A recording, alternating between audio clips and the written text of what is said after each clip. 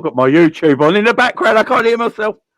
Such an amateur. Such an amateur. Such an amateur. Big up, everyone. Hope everyone's doing well. I can tell this is going to be a great show already because there's 55 people in the chat straight away. So big up to everyone. Thank you for being here, guys. Yeah, quite a quiet night last night. I don't think much happened. There's a bit of news going around Twitter. A lot of Liverpool fans freaked out. Yeah, we know what's going on, guys. But we're going to chat about it today. Today's your chance to talk about it as well because this is the call-in show. And help me out on the call-in show. My right-hand man for the day. Ends man, how you doing? I'm good, Jamie. Thanks, and appreciate the invite, man. Look, looking forward to it, man. Do you know what? I'm looking forward to hearing what the people have to say because they've listened to us ramble on, I think, for the last couple of days and months and years. So it'll be interesting to hear what they have to say on this matter. But yeah, man, I appreciate the invite. Big up to everyone in the chat. Welcome, man. Welcome. Now, yesterday was a fun night. So obviously, I think every Liverpool content creator in the world did a stream last night. It was a late one. I think I finished mine at 2:30. It was mad. Big up to everyone, obviously, who joined the show last night, and obviously who went on Ends Man show last night, and other Liverpool content creators around here, and tuned in and listened to us chat about the situation and our thoughts on it. Now, many Liverpool content creators will have different opinions on our football club that people will agree with and people will disagree with. A lot of people disagree with me. And I'm fine. I'm fine with it. Don't get me wrong. I'm absolutely fine with disagreeing, guys. I'm absolutely fine disagreeing. It's all part of football here. Big up to everyone who was in the comments yesterday as well after the video. I've read all your comments. Love them. People don't agree with me. That's cool. You know, I called Jurgen Klopp out. You're not allowed to do that. I get it. But, you know, it's not going to stop me, guys. I'm still going to talk about it today. You ain't going to stop me talking about it. I think there might be people that are calling later that's going to talk about it as well. Look, this team, look, this club, I'll get to my point here and then I'll get to ends, right? And my point here is that Liverpool waited 12 months, right, for Jude Bellingham. That's what we were told. You know, we went for Tuchemeni last season. That didn't happen. And he went to Real Madrid. We tried to get Jude Bellingham. Borussia Dortmund told us, no, next season you can have him. So we are, fine. So we put everything on ice. You got to remember, guys, this whole team was put on ice for the Jude Bellingham signing. And I'm like, okay, I'm fine with it because if that's the player Klopp wants, go and get the player Klopp wants, right? I'm fine with it. I'm cool with it. But just to know, everyone should know that if we're having a shit season, part of the reason why, yeah? No development. And then we come obviously to last night with news breaking that Liverpool are no longer going to go for Jude Bellingham because the price is too high. And now they realise that we need more in our team than just one Jude Bellingham. Now, I agree with that in a way. I do agree with that. This team needs reinforcing. There's plenty of players out there that can improve this team over a Jude Bellingham. There's no doubt about that. 130 to 150 million is a lot of money for a single midfielder who's only 19 years old. So it's still a risk that Liverpool can't afford to take financially because we ain't got that sort of money. But then questions I have to ask, and I've been asking these questions. I said it last night. Why did Jurgen Klopp not hand in his resignation? And the reason I say that, and a lot of people will like, what are you on about, Jay? And the reason I say that is that Jurgen Klopp made it perfectly. He put it out there to the world that Jude Bellingham was all and everything, right? He got promised by his owners, by the people that run the club, that they will get him Jude Bellingham, right? Jurgen Klopp has been at his club now for almost 8 years. No matter my feelings on Jurgen Klopp and all that, if he wants a player, in my opinion, he deserves to get them players, yeah? For the law he's shown the club, what he's done with the football club. Jude Bellingham was there. They said, like, here's Jude Bellingham. Don't worry about it. Yeah, put the club on ice for a year. And then next season, we'll get you Jude Bellingham, yeah? They turned around and said no to Jurgen Klopp now. No to Jude Bellingham. And I'm like, why would he stay then? Why would he put, as everyone likes to tell me all the time, Jurgen's legacy? Why does Jurgen want to stay then if he's got owners who are lying to him constantly? All right? And then all I hear is, his love for the football club is why he stays. Well, and then I'll put it another way. Well, if that is his love for the football club and people want FSG out, do you know the best way of getting FSG out? Is Jurgen Klopp leaving the football club because then it's going to be all us fans, or then all put their attention on FSG because they will make it. Everyone will go, right, you made Jurgen Klopp leave. You made him leave. Look what you've done. And that would turn the tide and everyone will start protesting against FSG. With Jurgen Klopp staying, he looks like an enabler, in my opinion. It's as simple as that. He looks like an enabler. He looks like he's okay with this decision. While we 12 months behind. We're a year behind every transfer window now because of this decision last year. And he looks like he's part of the issue. He's like an enabler for that. Why would he stay? And then you get articles written by the same people that wrote about Jude Bellingham.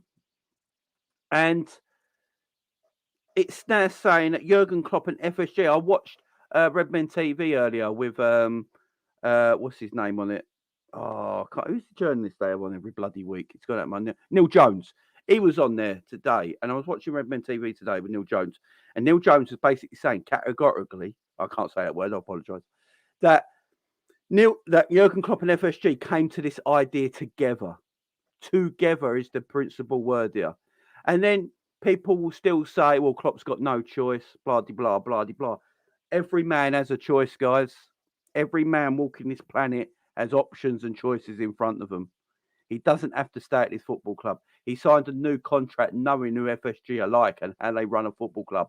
And if they lied to him a year ago when he signed that new deal and he's not getting the promises that were given to him, why would he stay? So this actually ain't me having a go at Jurgen. This is me actually sort of sticking up for him in a way, saying, like, he's been lied to. They're not going to get the player that he desperately wanted. Why would he stay at the football club at the end of the day? Because that's going to constantly happen. He's going to be constantly lied to. And then reports come out that Jurgen and FSG together, and Neil, a lot of the journalists are saying now that Jurgen Klopp sits on the transfer panel now. He sits on that panel and they talk about transfers together. It used to be a few years ago that the data would do the work, go to Jurgen, what do you think about this player? And yes or no, but they'd still get, if he said no, they'd still maybe go and get him. Now Jurgen sits on the panel with them. So when we talk about this whole disaster at this football club for the last 12 months, going with this Jude Bellingham deal, in my opinion, I don't know about ends, but in my opinion, you can't put FSG there and Klopp there. For me, they're in bed together, and you've got to put it all together, in my opinion. Then, look, you're right in terms of, if they've sat together and come up with this decision and say, look, Jude ain't the player. It's not going to be cost effective, and we can probably get better value elsewhere. Then obviously Klopp has to be a part of the blame. We can't just leave him out of it. But to be fair to Klopp, I think obviously the fan base love him, and I think the reason why he has stayed, even if he's had promises and say, look, we're going to back you financially in the transfer market, I think it's us, the fans, that's why he's staying, because he actually really loves this club, and he feels he doesn't want to leave us in any kind of turmoil, because he'll feel he was a part of what's happened and what's taken place. He wants to leave us in terms of like a good place. If he can get some players this season, we start competing again, then maybe he decides to leave, maybe not this year, maybe next year. And then, he passes the baton to someone else that can take us to the next step. I don't think he wants to leave us in a situation where we are now, because I think that will kind of be a black mark on his career as a football manager, in terms of he just left the club in turmoil. The other clubs he's left has always been mutual. And it's never been like his fault where they are. It's normally because they've sold all of his top players and he has to try and rebuild, and they don't want to offer him money to do so. So he normally leaves. But yeah, in terms of Jude, man, this situation with him, I've still got that 1% hope. Maybe it's just, journalists trying to find or trying to throw everyone off the scent of maybe we've got something, because on the same day, apparently we had a bid put in for him. It's the same day we're saying we don't want him. It doesn't make sense to me. And obviously all the journos in Liverpool coming out and saying, we've decided to call our interest. With transfers, I know there is some information you get, but in terms of big deals and big transfers, no one really gets any hint of it until it's near the final stages. And I can't see Liverpool last night going, okay, here you go, guys. Here's some news. We don't want him anymore. Do you know what I mean? It's just a weird thing, and I don't want to overreact or jump to conclusions. I'm trying to just see how it goes from now to the end of the season, and now till maybe in the next coming days. Maybe Jude said something. Maybe the people from his camp said something. But yeah, man, with the Klopp situation, he has to hold blame as well, Jamie, bro. We can't. And guys in the chat, we have to. If he is a part of this decision, he has to hold blame as well. Because we all know Jude will make our midfield a lot better. I'm not saying he's the end all be all. I know we need more players than just Jude, but he would be a massive part of that. And we can't afford to allow him to go to any other rivals, especially if we've been flirting with the idea of trying to get him throughout from this summer to January to the World Cup situation with all the players. You know, we've seen him in Henderson. We've seen the pictures. Every one of us has seen the pictures and seen Trent and him on dates and whatever you want to make of it. So for us to just leave it dead in the water last night, it's a bit strange. After reportedly we made a bid for him as well. So for me personally, bro, I'm just waiting and seeing, man. I'm just kind of give it a couple more days, see what comes out from the Jude's camp. Maybe Jurgen Klopp gets asked a question in his press conference about it, so we can probably see his reaction to it. So that's always going to be asked. yeah. Do you know what I mean? So then we can kind of see what's going on. And obviously Fabrizio, a lot of people probably gone, we definitely not getting because Fabrizio said it. Fabrizio, all he did was just seconded what the other journals in the UK said, right? So he never really said anything different from what they said. So it's interesting, man. I'm just waiting to hear and see what the coming days, man. See what happens, man. Exactly. Yeah, Fabrizio's never had breaking news in his life. He's just copy and paste. Yeah, look, you took a lot of sense there. And look, with the Klopp stuff I was talking about earlier, guys, I'm actually sticking up for him. It's not me saying he should leave this football club. It's me saying that he's been lied to. So why hang around? If I was in a job that I absolutely loved and stuff like that, but I'm constantly being lied to and not given the players I deserve. Look, I've criticised Klopp this season, and rightfully so. A lot of us have, and there has been issues with Jurgen this season. But on this one, look, if he stays at the football club and he's all happy with Bellingham not coming, people will start seeing him as an enabler. They just will. Some people will just start doing that. They will just look at Klopp and go, or maybe Klopp's just a yes man, and maybe this is just what it is. An elite manager, but maybe just a yes man at the end of the day. And that's what people are going to start viewing him as. And if he starts moaning about things in press conferences about transfers and players being out injured and all that, some people will go just start saying, well, look, you let Bellingham go, you stayed at the football club, so it looks like you're in bed with the owners.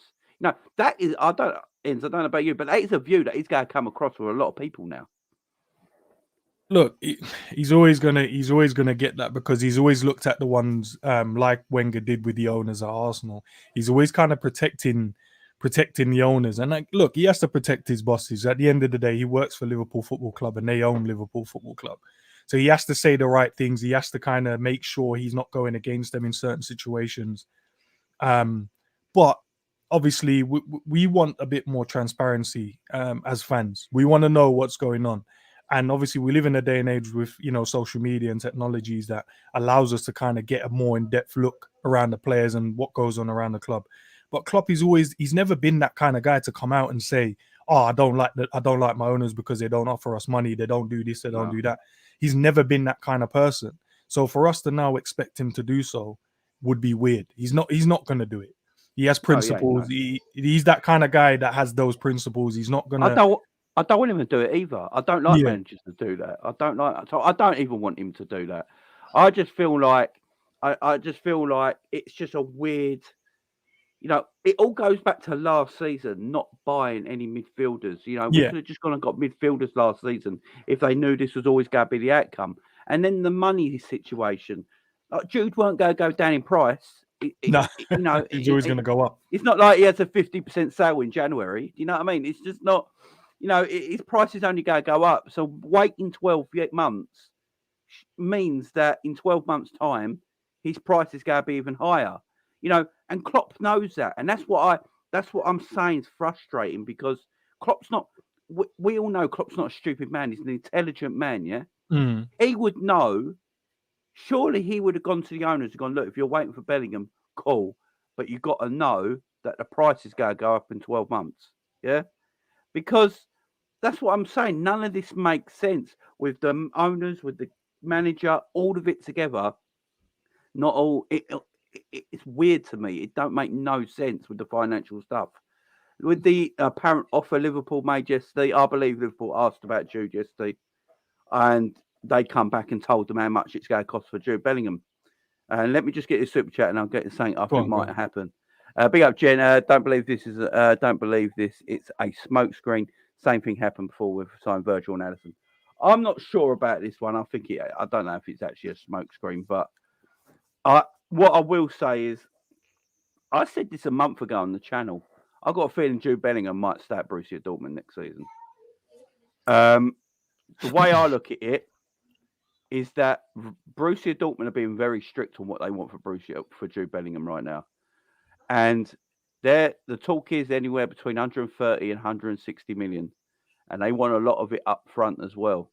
Now, people are saying, "Oh, Dortmund can be bullied into selling Jude cheaper." Well, if that's the case, Liverpool would have got him for less than 100 million. Then, if that's the case, they wouldn't have gone home for 100 million mark. I don't know anyone right now who's going to pay up to 150 million for a central midfielder at 19 years of age when we don't know what Jude's going to be. See, I think Jude is overrated, like massively, because, and that don't mean he's a bad player.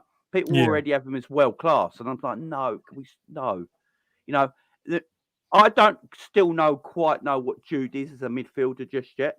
Yeah, and I don't think he does either, because he's 19 years of age. He's learning his game.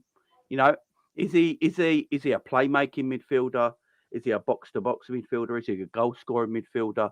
I'm not quite sure what he is at the moment. To me, he just looks like a power and pace midfielder at the moment, and there's nothing wrong with that. He has both in his locker, to be fair, because if you watch him for Dortmund, he does create. He can do the defensive side of it as well, and he does score goals for them as well.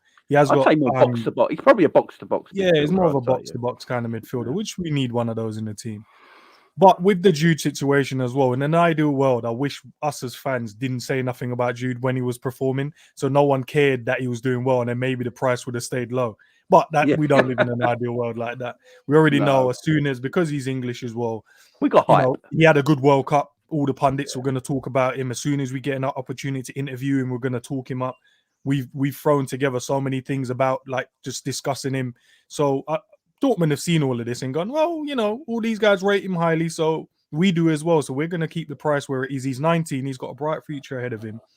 We know what we can get for him. We know that there's going to be, all the top clubs in the world that's going to be after him. So, we're going to keep it where it is, start a bidding war, and then we'll see. But look, the point of a negotiation is we went in with a bid, apparently. We don't know if that's true or not. They've probably come back and told us that's going to cost this. We've said, okay, we're no longer interested because I think it's overpriced. Maybe then Jude steps in and says, look, listen, guys, this is a club I want to move to, so I need you guys to, consider my feelings in this as well. And at the same time, Dortmund is in a strong position, but at the same time, they're in a weak position because, and here's why. They can either, overprice him and then no one goes in for him and then wait out his contract. They could wait out in the next 2 years and say, look, he's still going to be very young. He's 19 now. In 2 years, he's going to be 21, 22 max. And then he leaves on a free. And by the time he turns that age, you never know. He could be world-class. He's not world-class now, but he could be world-class by then. And then they lose a world-class player on a free. So I think they're in a very peculiar situation. They have to kind of sell him and they don't. But if they don't sell him now, I don't think they'll make a lot of money off of him, because then they could lose him like they lost Haaland. They lost Haaland for 65 million. We know that there was more money into it, but 65 million was a transfer fee. And then we understand they lost Sancho as well for below 100. And at the time, you would say Sancho was probably one of the best wingers, if not the best young winger in the world. And they lost him for a lot cheaper than what they wanted to sell him for as well. So they've got to consider that themselves. So I don't know, man. Just have to wait and see, Jamie, bro. But it'll be interesting. I can't wait to hear what the guys in the call-in will talk about as well. It'll be interesting. Definitely. And look, I personally think Liverpool have a market value on players. We know that, and I think Liverpool went in for market value at Jude at 80 million. Yeah, and I probably think that's where he's worth. In legitimate ways, I think Jude Bellingham is worth 80 million.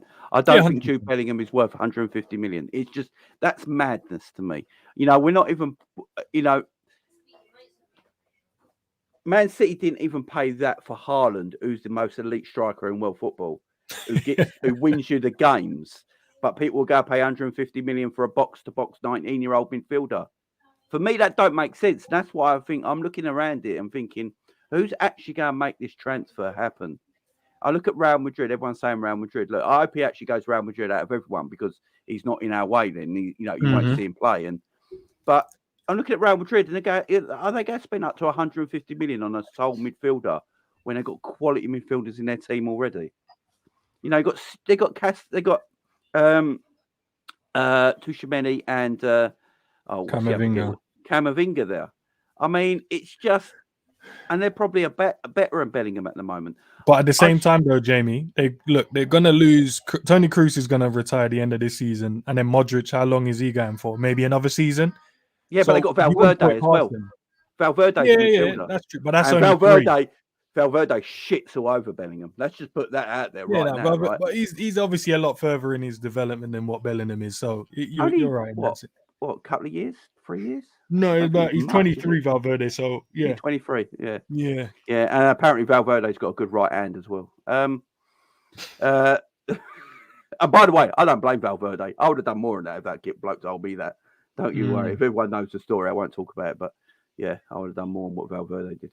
And Camavinga's a quality player, and Tushimeni a quality player. So they might be looking at it and thinking, do we need 4 real youngsters in our midfield for the next few years? And 150 million is a lot of money on a central midfielder. I still think Madrid want Mbappe, so I think their eyes might go on Mbappe.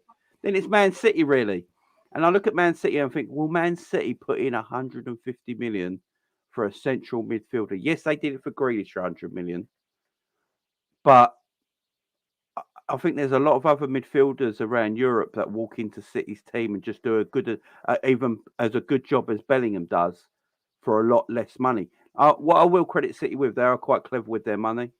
And, they got a Kanjé for 15 million. They got Ake in. Everyone laughed when they bought Ake. He's one of the best defenders in the league this year, doing bits. They're quite clever with their money. So I'm wondering when they go for that. The only one I think is stupid enough is Man United. And I'm not saying stupid because Bellingham's a terrible footballer, obviously. But the Man United thing is, I think Man United can only afford to go and buy Bellingham if they get sold. Because I don't think they can go and afford to just buy one midfielder for 150 million. Which, this is the reason, this is what I'm saying. I think clubs are going to look at it. And I think Jude might stay at Dortmund, sign a brand new contract, and they put a release clause in his contract. I think that's what it might come down to. And look, with Bellingham as well, Bellingham's what people got to remember is that Jude's in no hurry. He's 19 years of age. He's going to play Champions League again next season with Borussia Dortmund. He could yet still win the title with Borussia Dortmund. That ain't out of the question either. He's in no hurry. He's got a massive career in front of him. He can go anywhere in the world in a few years' time. But I just feel like, as well, I said this yesterday as well. If Liverpool just bought Bellingham in the summer, we just bought Bellingham in the summer. We know what Liverpool are like. He'll play every week, right? He'll play every week. He'll get shattered. He'll break down. He'll get injured. Once Jude Bellingham gets injured, guess what, guys? It's the same midfield we got now. There's no difference to our team. And I, for one, will say that FSG on this is that they should have done this 12 months ago, and I don't think anyone would have a problem in it. If they go and buy 3 players in midfield that are better than what we got now, and they help the team progress next season, I don't think a lot of people have a problem with it. If we go, Liverpool are very, very strongly linked to McAllister today. Neil Jones was talking about that on Redmen TV, that we're very, very strongly looking at Alex McAllister. I'd love McAllister. I think he's a baller, yeah? He walks into our midfield right now. Like, literally. You imagine McAllister playing with Thiago in midfield. I mean, that's saucy straight away. That's better than what we already got, yeah? I'm fully with the technical ballers, man. I think we need more of them, to be fair. So exactly. If we get 2 or 3 of that quality of player, right? I don't think anyone will really mind and they'll forget about all this. But then I see weird articles like people like Paul Gross and all, if it Paul Gross or whatever his name is, Mm. weird man. And he's putting out articles on Twitter today going Liverpool not going after Bellingham, who's world class, and going for players that are nowhere near his level is madness. I was like, what? So if Liverpool got Nico Barella, say, I don't think he'd leave Italy, but say Liverpool got Nico Barella, you're telling me Barella's nowhere near Bellingham class. If Liverpool went and got Alexis McAllister, who for me has shown more in the World Cup than Bellingham did, are we just going to say that McAllister's a dead player because he's not Bellingham level? Are we living in this world now? Are we saying that Pedri and Gavi's a free? Liverpool went and got Gavi for a free and somehow made that transfer happen. And we go sit here and go, oh shit, Gavi's not a Bellingham level. Can we stop with this absolute overhyping of players? It does my head in. Bellingham is a talented player who's going to be coming. If he keeps the trajectory he's going, he will be world class in a few years' time. Mm. But putting all this pressure on a 19-year-old, going, "Oh, you're never going to get a player like that again." Do you know what it is? Man. Look, Bellingham is that shiny new toy we all want, and for us not to get him, it's going to be a tough one because I really want him at Liverpool as well. I really want Bellingham. I think he comes in and transforms our team. But at the same time, if they decided that, look, instead of spending 150 million on one player and we can go and get three top quality player, maybe how people look at it, maybe not on the same level as Jude, or maybe, but if they all individually offer us something different, that helps us go back to where we were as a team. I think short term people will be angry at it, but I think over the long term, I think we'll all be cool with it. But at the moment, because it's so fresh and we don't know what's going on at the moment, I think obviously that's where, the divide is going on at the moment. So look, if we're gonna go and get a Caicedo, I don't know, Mateus Nunes, and whoever else you want to kind of throw in that mix, and then, or you're telling me only Jude, obviously I'd still want just Jude, but I have to be realistic. All two or three midfielders, or the two I named, can offer us so much more individually than what Jude can as a lone wolf. So yeah, man, look, if they've decided that's what they want to do, that's what they want to do, man. But as I said, let's not panic, let's not rush, let's not, you know what I mean? As I think one of the comments before, we've heard this before, and we did the same thing with Virgil when we called it, and then we went back in for him. Said the same thing about Thiago, went back in for him. Same thing with Naby, went in back for him as well. And who else was there? There was another player on there, I'm sure. We did the same thing as well, and kind of went back in. So look, just give it a few days and see what happens, man. But I'm looking forward to Klopp's press conference. I'll tell you that much. I normally don't, but this one I am. It's going to be exciting, and I think you'll see a happy Klopp, because I think he's quite happy with this decision. I know people might think he ain't, but look, Mason Mount situation. Before I get all the boys in the chat, before I get all the boys in the chat and the guys in the chat to come on and say your bit. Mason Mount situation. Now, I think Mason Mount walks into our midfield tomorrow. People might not like this, but he will. Mason Mount walks into our midfield tomorrow. Mm-hmm. People, look, you can't go from Bellingham to Mason Mount. I get that, guys. I do understand that, although Mason Mount's won more at club level than Bellingham. But you can't, that's a little dig. You can't go from promising Bellingham for 12 months to then going to Mason Mount. I'd be outraged. I get that. But I'm all right, Mason Mount coming in if he's coming with a McAllister. If McAllister and Mount coming to Liverpool next season, it makes us better straight away. I know people were saying, I don't want Mount. I don't understand the hate of Mount. He's a goal-scoring midfielder. He's been Chelsea's player of the year for I think he was Chelsea's player of the year for 2 years in a row, only equal to Eden Hazard, I think, in that time in the Premier League era. It's very, very easy to go at Mason Mount. I don't know why people do. I think he'd be decent for us. Also, again, guys, if Klopp doesn't want Mason Mount at this football club, Klopp's got to leave the football club or say something. He can't just sit there and go, yeah, everything's all right. So it tells me again, that Klopp is all right with what's going on. This is my situation here. We can't go, right, Klopp's got no say. Because I've seen people on Twitter go, Klopp's got no say on transfers. I'm sorry, but if you believe that, you're being very naive. No, he does. He does. Definitely. He has a lot of say on transfers. Do you not? When I look at Mason Mount, when I watch Mason Mount play, I look at him and go, straight away, I always say, he's a Jurgen Klopp kind of player. And we say that because of the way we play. And I think Mount would come in and do the Genie role. I really will. I think Matt. I look back at Genie. Genie was like attacking-minded midfielder. Scored a lot of goals. Really good. Can play that free role. Can play that number 8 role in that attacking sense. And we, similar to Mount as well. He could play. I think he played sometimes in the wide area for Newcastle as well at times because of his ability going forward. And and we got him in and played him in that 6/8 position, that workhorse midfielder.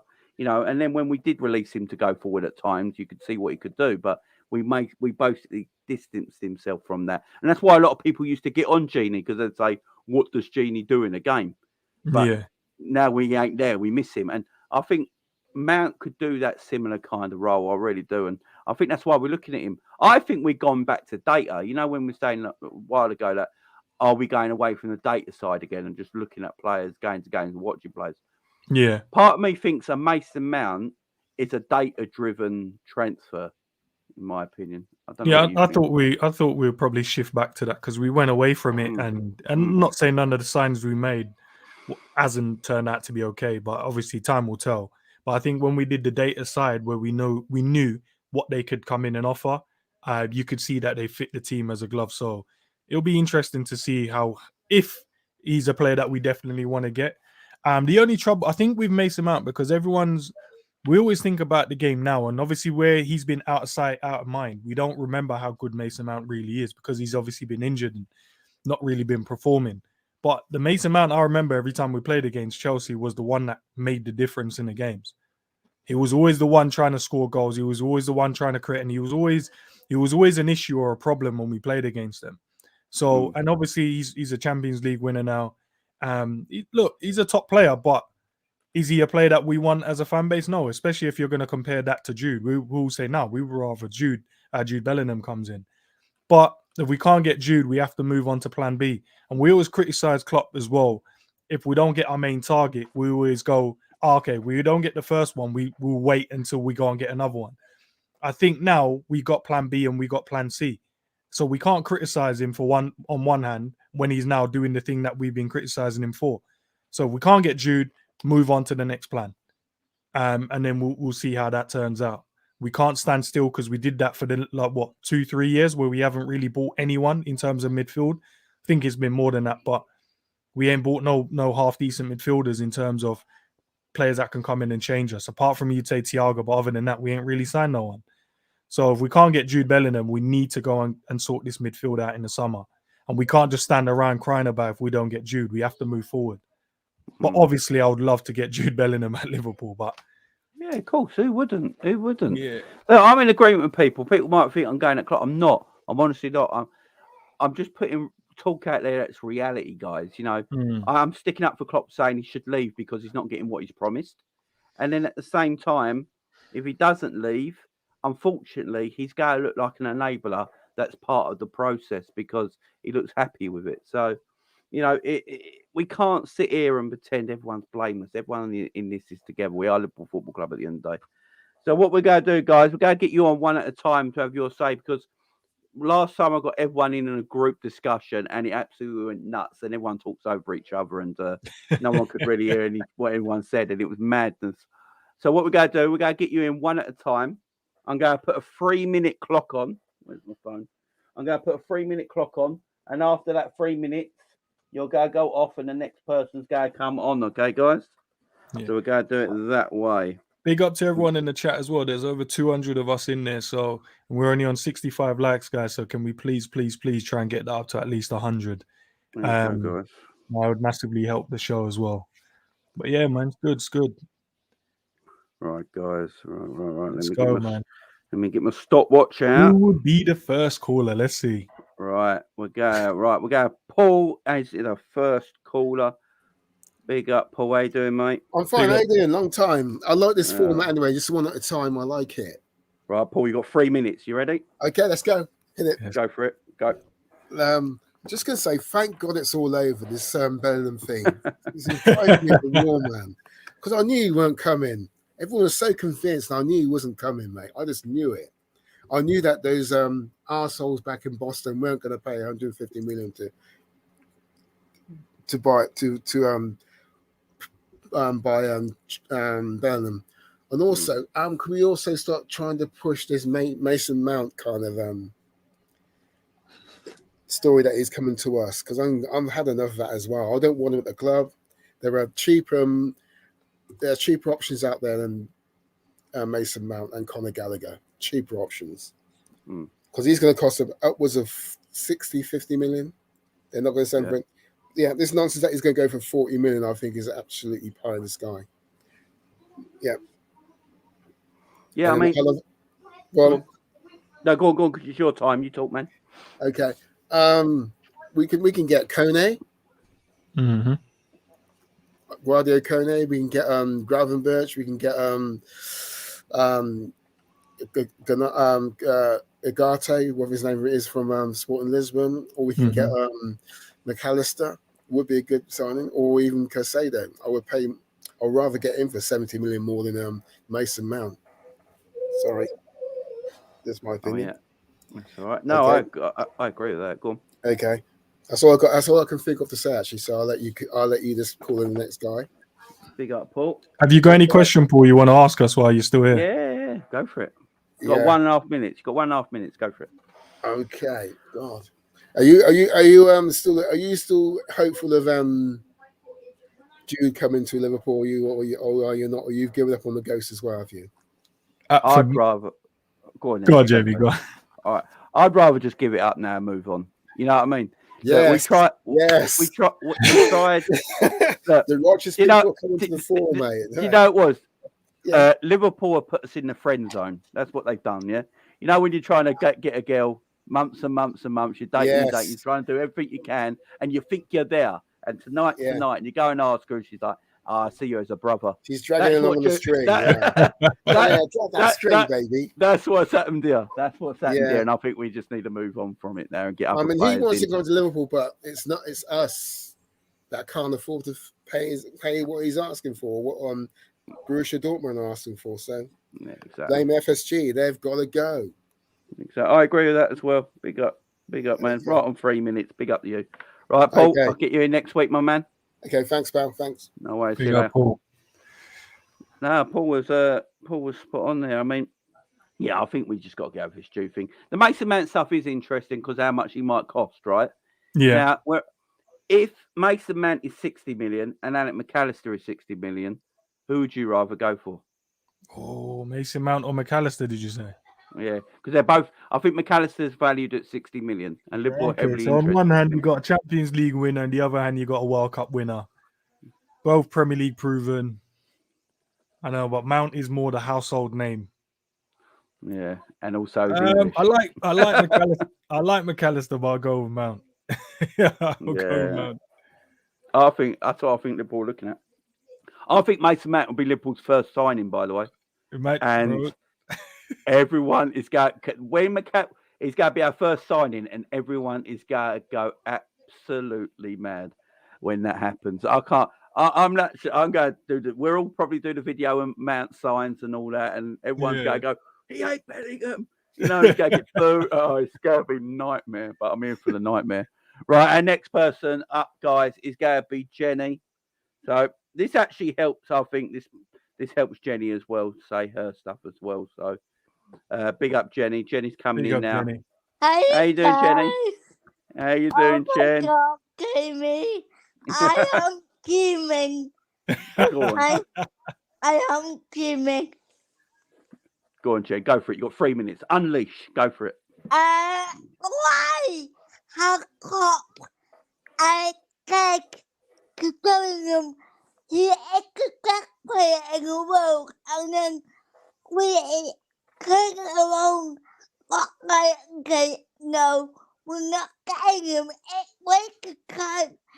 and it was our Bellingham time as well. Yeah, I mean, you're right. Look, they're all to blame, Jen. We wasted time, ain't we, for 12 months, Jen? Yeah. We wasted our time on Bellingham, and look. My mad thing on it is that we went last year to try and get Bellingham, try and get Tuchman. Nothing happened, so we bought no midfielders for the promise that it come this month. So we're really 12 months behind now, ain't we, Jen? Yeah. Anything else you wanted to say, Jen? How much money would you spend on three players as well? How much money we got to spend on 3 players? Go on, Enz. Yeah. I'll let you say this. Go on, Enz. It all depends on the quality of the players, Jen. So if we're looking at a 6, we definitely need a 6. We need probably a box-to-box midfielder, and we also need a goal-scoring, technically gifted, creative midfielder as well. If we're saying all 3, probably what we would get for Jude, so probably 150, 160.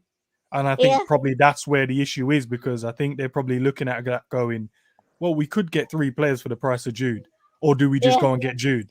So great question, by the way. So I think probably what we would spend on Jude, it's probably about 160, 170 to get us 3 top level midfielders.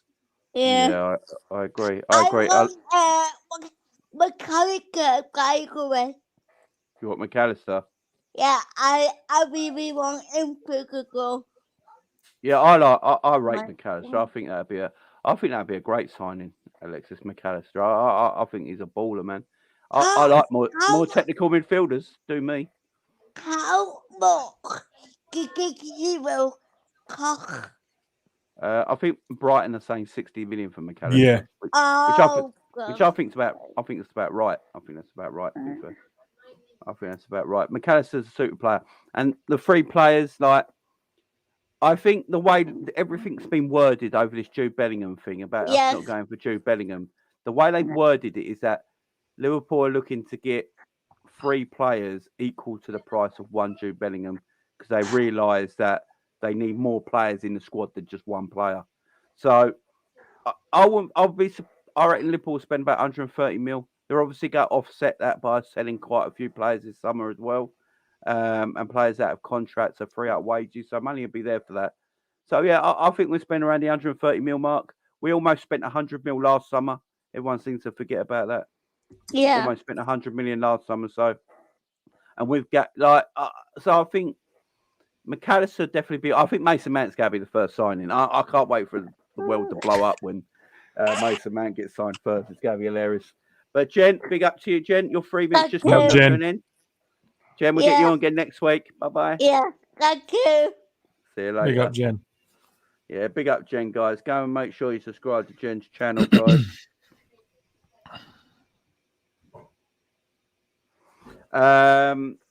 Right.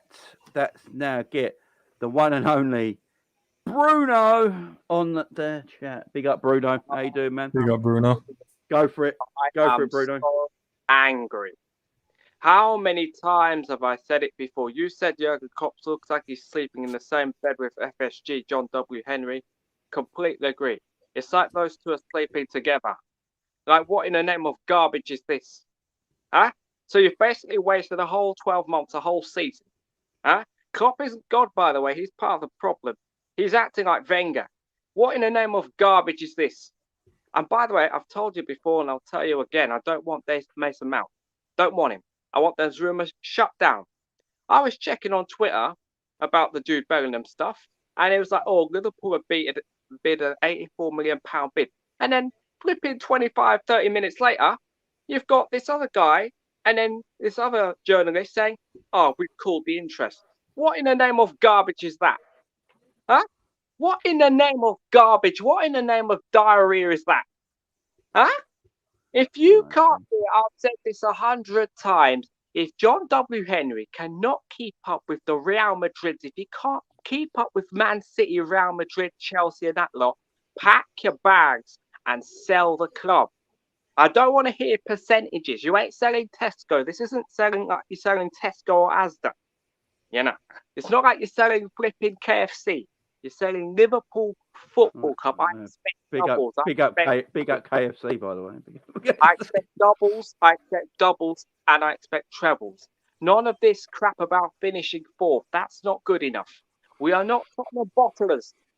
We are not Tottenham bottlers. I told you a few weeks ago that fans need to riot. Fans need to get up, stop attending the games, right? Now fans need to start listening when I speak, right? We need to stop attending the games. Leave the home stands empty. Next 10 games, leave it empty. Don't buy the shirts. If you've got a Liverpool shirt, grab a match and burn it. Grab a match and burn it. Finishing fourth is not good enough, right? And you were talking about the spending thing. If we could spend up to 270 in the summer, I expect 270. None of this 150, none of this 150 crap. Give him 270 or I want you out the club. That's it. 270 stroke 300 or that's it. All of this one Bellingham. Oh yeah, 130, that's for Bellingham. Flipping a Kone, that's 30. Right, you get a right back for 25. You know exactly where I'm going with this. Right, none of this 150 only getting 150. Nah, give him 300 mil. Because when's the last time he hasn't backed a single manager with funds? We've had 3.5 managers in, and this idiot has not backed a single manager with funds. I want him gone. He's got to go. He's got to go because this guy has an ambition of a Southampton, right? Of a Norwich, of a Boreham Wood. We're not Boreham Wood. We're not Derby County. We're not flipping Norwich. We are Liverpool Football Club. We are Liverpool Football Club. There are high standards to this. We don't accept finishing second. Second place is leftover pasta that's been left there for 100 years. And if you do that in a Jamaican, you know exactly what I'm trying to say. Yeah? We don't do that here. We're not Tottenham, by the way, who have not won a trophy, since The Simpsons. Yeah? Since The Simpsons. I could go on and on. There's so many things since then. Yeah? They haven't won a trophy since The Sims game. They haven't won a trophy since the old Monopoly game. They haven't won a trophy since Rihanna. Since Chris Brown was dating Rihanna. I could go on and on. Right? There are standards to this. Right? There are standards. So here's a message to you Liverpool fans, the FSG and fanboys that kiss their ass, yeah? My 3 minutes are coming to an end. Get this guy out of the club or we are never fighting again. That is the message. Big up, Bruno. Thank you very much, bro. See you next week. See you later, Bruno. Big up to you, my man. See you later on. Bye-bye. Yeah, Bruno, big up to... he came back in. big up to Bruno. Much love, Bruno. Look, Bruno comes in with the violence, man. I love it. He comes with facts as well. I love Bruno. He's just a passionate Liverpool fan. He wants the club to do better. And there's nothing wrong with that. There's nothing wrong with anything Bruno said. I don't know about you, Ents, but he's just passionate, man. Yeah, look, we're all different in terms of the way we support Liverpool. So some are passionate, some are placid, some just like myself. I'm just relaxed with whatever happens, man. Just chilled. Yeah, do you know what it is, Jamie? I've been through all the emotions being a Liverpool fan. I've cried when we've lost. I've nearly fought people because they start talking rubbish about players that's at Liverpool. I've done all of it, but at the moment I have to be reasonable and understand. So I can see where his frustration is. But at the same time, I know when we get angry and we get emotional, we can't just throw away everyone straight away. We kind of have to take a step back and look at it. So getting rid of Klopp now with the owners we currently have, Klopp's probably the only one keeping this shit together. So let's see what happens. Let's see. Right, we've got 12th man coming in next. Big up, 12th man. How you doing, man? 12th man in the building. Big up. All right, let me just start your 3 minutes, my friend. All right. Put my camera on so people can see me, I guess. Right, you ready? Off you go. 3 minutes starts now. So yeah, I was expecting the battle royal from last week, so I was prepped and prepared. That was mad. That was mad, wasn't it? That was mad. So I mean, it was kind of fun. I mean, I will admit, it's you can hear the frustrations, and a lot of times when people get frustrated, you don't really think things clearly, and sometimes you even say things that you regret. So I mean, I've just wanted to bring upon. I'm on the same level with Ends in that this season has definitely humbled me into a new place of zen, or trying where I find zen, I guess you could say, because often this team was that resource for me. It was one of those resources to find that comfort spot, and it was also a place where I often enjoyed being in the community with my other brethren, to be able to commute to just pick you up or just kind of enjoy the game, exchange the verbal exchanges that were always normally positive. But a lot of the exchanges now are so visceral and so it can be so on occasion negative, if not attacking. So that's something I don't like to see. But I wanted to just get on some subjects real quick, because I know we only have 3 minutes. One thing that I've been looking at, that I kind of have, this is my perspective or a read on it. I'm not saying this is definitely going to happen or anything like that per se, but if you've noticed, I know that we made the 85 million, transfer offer for Jude. It's been obviously that's relatively low, but at the same time, I think that there's a method behind the actual procedures that LFC does, because you realize that one thing that we've always said was this club has always been the club that keeps their cards close to their chest. Normally when they do moves or they do whatever they do, they're calculated. You don't really hear about leaks primarily when it comes to this club. So I think that I'm cool with, if we don't get Jude, we don't get Jude. We move on. I'm not really big on $100 million or $120, $150 million signatures anyway, because if you do that, you're eating into your budget, into a budget that most teams can't sustain if you're really trying to have a productive club. And I think realistically we might be re-examining and going back in with this move. We're saying, cool, let's go for Jude. If it doesn't work with 85 million, let's go and re-investigate possibly getting Tuchemeni. And I honestly do think that he's a very viable transfer target, considering that he's fallen out of favor, considering Jude might go to Real, considering that Real does need the money, and considering that we were so high on him anyway.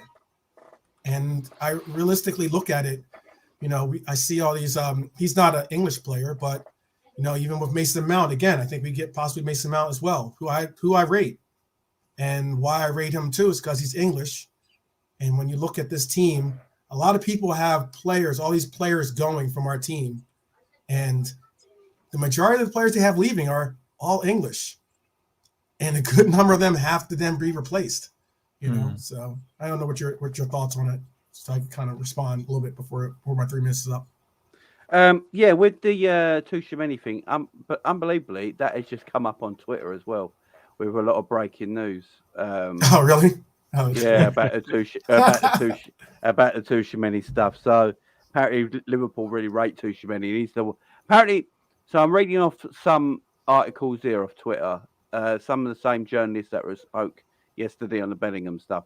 And one of them is saying that Tuchemeni was the real signing Klopp wanted over Bellingham in the first place. Absolutely. I think so, yeah. And as you say, he's falling out a little bit at Real Madrid. Now, if Liverpool could have been playing 4D chess this whole time, is that what you're telling me? Yeah. We're apparently in for Bellingham, but we're letting Bellingham go to Real Madrid to get the actual player we wanted all along 12 months ago, which was Tuchemeni. I don't know if it's that deep. I don't know if it's that deep. Giving Klopp a lot of credit here, boy. I know. I don't know if it's that deep. But I do think that I think that one of the reasons why he was cool on waiting on Jude is because this is what you said. I think Tuchemeni was his top choice. And I think, hey, let's go in for Tuchemeni if we, and then therefore we'll wait on Jude. We went for Tuchemani. We were close to getting him. We didn't get him. He went to Real. You can see that Ancelotti is not really playing him. He's fallen out of favor with them. All things considered, if they do bring in Jude, that knocks Tuchemani definitely further down the pegs of of midfielder choices that they're going to be utilizing. And I think that if he comes to Liverpool, he knows he'll get playing time. He knows he'll be the man. He knows he'll be a focal point. And that's a difference that he's realizing now as with his play in Real. And I think that, it would be nice to get Jude for our club, but I also think that it would be realistic if we could get a player like Tuchemani. And, Real Madrid then has money to decide, hey, do we want to go in all in? That's 85 million that they could tap on to their transfer price on getting him, or getting another player, or just keeping the money, or doing whatever it is. Because the realistic part about it is, our wage bill is top 5 in the top 5 in the Prem, and one thing a lot of these players that are leaving are doing is freeing up money that we can now reassert towards other top tier players. So big up 12th man. I agree with what you said, man. I'm gonna let you go now, though. Yeah, sure. My man. No worries. I'll see you again next week, my friend. For sure. Big up. Take care, Ange. See you in a bit, bro. Right. Also, guys, well done, man. We hit the 100 likes. So you might want to up the target, Jamie. There you go, guys. Big up to everyone in the chat, man. Appreciate it. I will just say, because I see everyone in the chat talking about the Sadio Mane stuff, where he knocked out, where he knocked out Sane, right? I don't know what's happened to Mane. Mane was a peaceful man when he was at Liverpool. I don't know what they're doing over there in Germany to our boy, but Fasting, bro. I think, his face like, I'm fucking hungry, and you're getting in my face. I think it's what happens when you leave Liverpool. Some players are just never the same, and thanks badly happened to Sadio. But Sadio, look, I would welcome you back, but we've moved on. All right, let's get John into the chat now. Big up, John. How you doing, my man? Big up, John. Big up, lads. Big up, lads. Good to see you. Yeah. How you doing, man? How you doing? I'm kind of like a little bit with I'm kind of glad this is kind of like gonna kill this for a while, because I kind of agree with the sentiments. It's just that I'm with Jamie with what he said about Klopp. It's just kind of annoying that like it just feels like this 12 months has been a bit wasted. Like we knew he wanted Tchouaméni last summer. Then at the last second he says we need midfielders, and we wait 12 months. Then Jude's not happening. It's like seems like a huge mess. Like it's like we've gone back to the same thing where it's like, the midfield needs rebuilding. Like it's just so frustrating.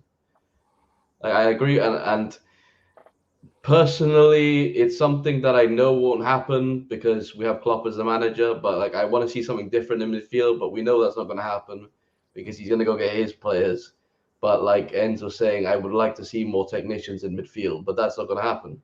So that's why Mount will come, even though I don't want him. But I can see that he would work in Klopp's system. Let's just say that. So I understand the signing.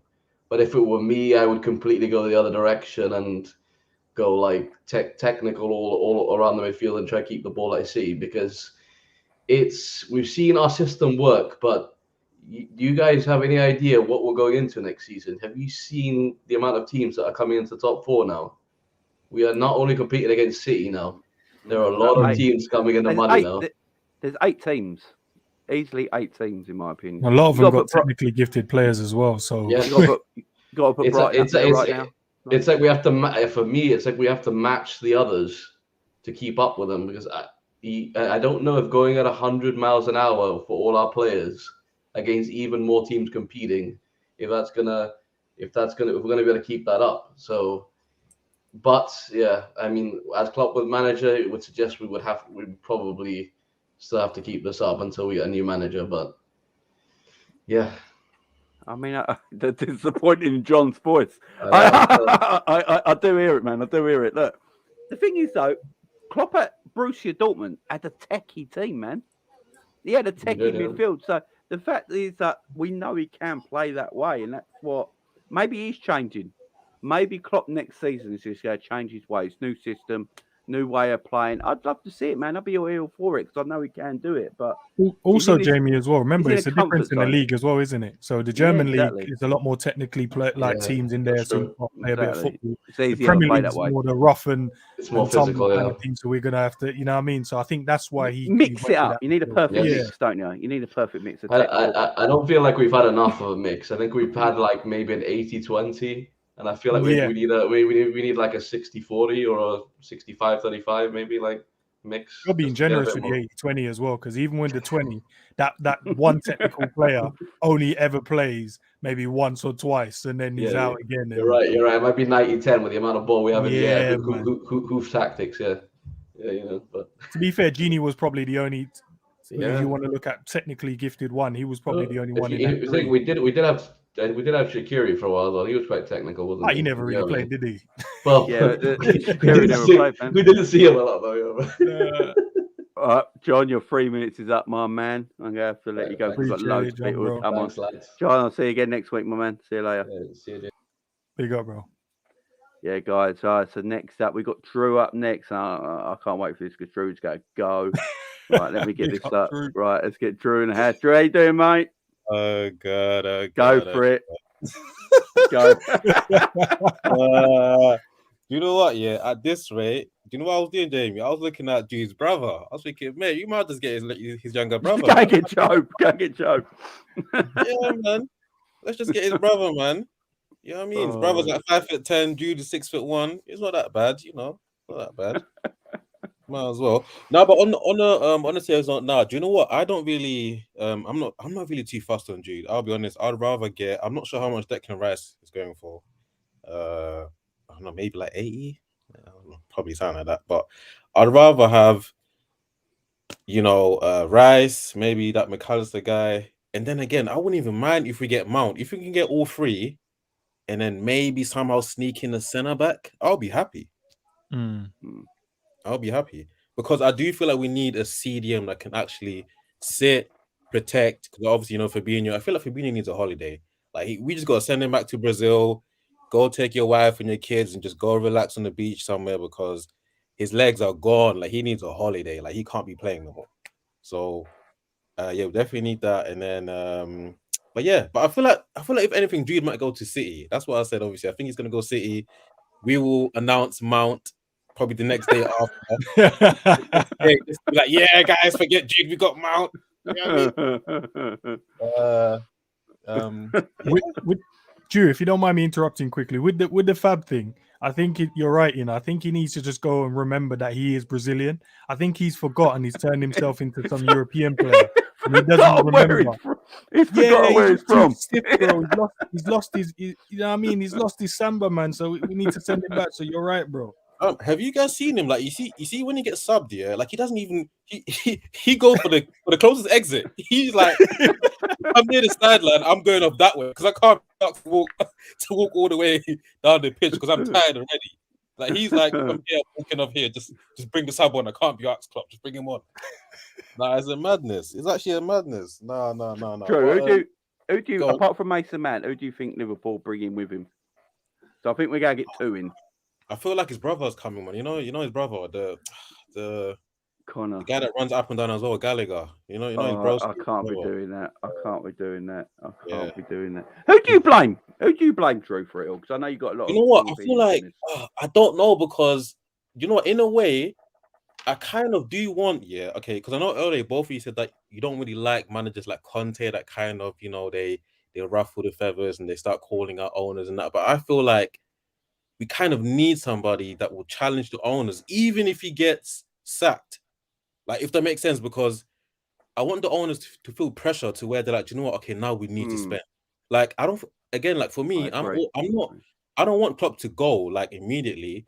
I do want him to have a budget because I want to see what type of players he buys. Because I'm yet to see if he can actually get players on his own in terms of his player profile. I'm yet to see, which is why this season I want him to actually have a budget. And I want to see what he buys, who he buys, the type of profile he buys. And then I want to see him change formations. And if he doesn't, then I want him gone. Do you know what I mean? Then I want him gone. But because I don't feel like any other manager can do well under Liverpool. I feel like Klopp was the perfect guy. Like, as crazy as it sounds, because nobody else can survive like under this type of circumstances at Liverpool at the moment. No one. Newcastle's having money. City's got money. Chelsea's just Chelsea got money. Man U got money. I mean, if Tottenham get that Indian guy, that Indian owner, they got money. Like, it's too much. Like, where are we gonna be? No, I agree, man. I agree. It's a fair point. Look, as I say, no matter what we've thought of Klopp this season, tactically wise, way he plays, system he's playing, he's still probably the right man for the football club right now with the ownership that's in place. So I've said it all along. Liverpool fans are a bit stuck between a rock and a hard place, ain't we? That's where we are right now. That's where we are right now. You know what? Can I ask you? Would you? Because with the Trent thing, obviously now he's got his new role, blah blah blah. But again, I know a lot of people are now saying they want him to actually start in midfield. But I feel like, no, I don't want you to do that. Like, I want you to play on the right and then come into midfield. I don't want you to start. Like, I don't want to see Jude like being. Sorry, not Jude. Jesus. It's because I'm thinking about his profile. I was looking at his thing. So I don't want to see Trent being registered as a CM, and now all of a sudden Liverpool's like, yeah, here's your new centre mid. Like, I don't want that. I want him to be on the right as a RM, in front of the right centre back in the back three, and then come into midfield and do your thing. But I don't want you to. I don't want you starting in midfield, no, because you're still a liability defensively. I don't want you there. Like, no. That's a fair point, Drew. Drew, we'll go let you go and get others on there, man. But I'll bring you back on next week. Yeah? No worries, guys. No worries. Cheers. See you later on, man. Thanks for coming on. No, he was right with a lot of things he said, though. He was right with a lot of things he said. This club. I just love listening to everyone's points on it. Everyone's got different opinions on it, and it's great to hear. It's really great to hear. Right, let's get Chris on next. Let's big up Chris. Chris, how you doing, my man? Not bad. Good evening, gentlemen. I want to take you back in time to 2016. And remember the Paul Pogba transfer? Jurgen Klopp made a statement saying about if £100 million players became the norm, that he would walk away from football. He did say that. Are we not getting to a stage now where £100 million transfers are beginning to become the norm? Yeah, I think you're right. You look at a lot of average footballers, they go for like 40, 50 million now.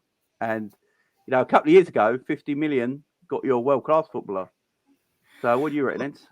I'll give you an example of that. I remember back in the day, and this is going to make me sound really, really old, but you used to be able to get players like a Fernando Torres for £25 million.